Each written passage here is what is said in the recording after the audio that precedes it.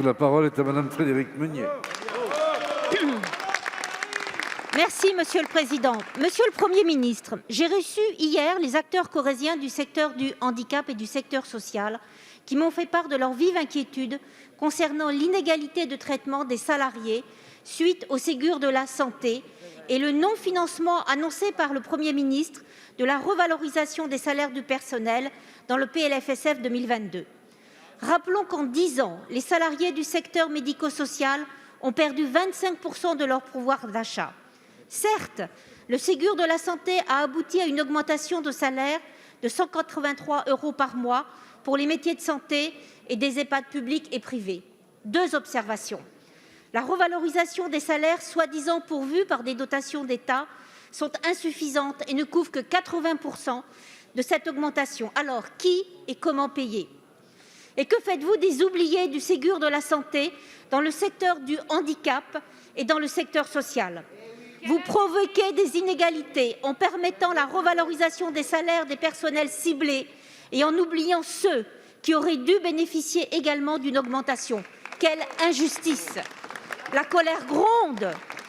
Alors, Monsieur le ministre, quand allez-vous étendre une revalorisation salariale à l'ensemble des professionnels, quelle que soit leur filière, et à l'ensemble des établissements et services, quels que soient leurs financeurs?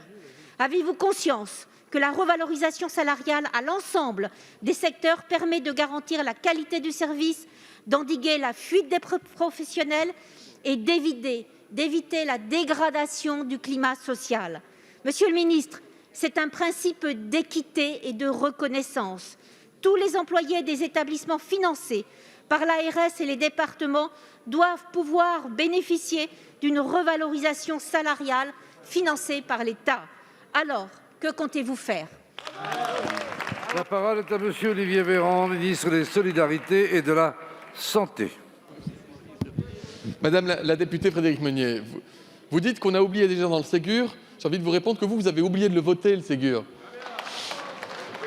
Vous prétendez nous montrer, en pointant du doigt un angle mort, quand au moment où les parlementaires de la majorité votaient des hausses de salaire pour 10 milliards d'euros par an, pour 1,5 million de soignants dans les hôpitaux, les EHPAD, le secteur du handicap et médico-social, votre candidate nous reprochait de cramer la caisse.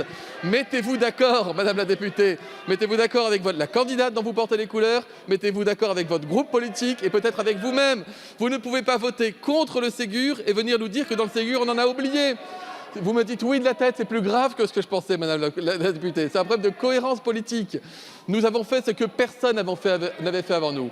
10 milliards d'euros de hausse de salaire, 183 € net de plus par mois pour 1,5 million de salariés, 85% de femmes. Il a fallu y revenir. Nous y sommes revenus. On parlait des oubliés du Ségur. Il y a eu la mission confiée par le Premier ministre à Michel Laforcade. Nous avons élargi le périmètre. On a embarqué 100 000, 200 000, 300 000, 400 000 salariés supplémentaires avec Brigitte Bourguignon, avec Sophie Cluzel, pour faire en sorte que dans le secteur du médico-social et sanitaire, il n'y ait pas, Madame la députée, d'oubliés. Il n'y ait pas d'oubliés. Ce que je vous invite à faire, c'est à bien suivre la prochaine fois qu'il y aura un vote de cette majorité dans le quinquennat prochain, je l'espère, pour revaloriser des travailleurs sociaux parce qu'ils en ont aussi besoin.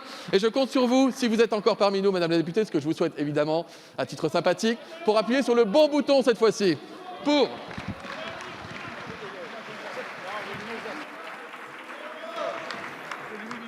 Monsieur le ministre, comment voter pour un Ségur qui oublie du monde? C'est impossible.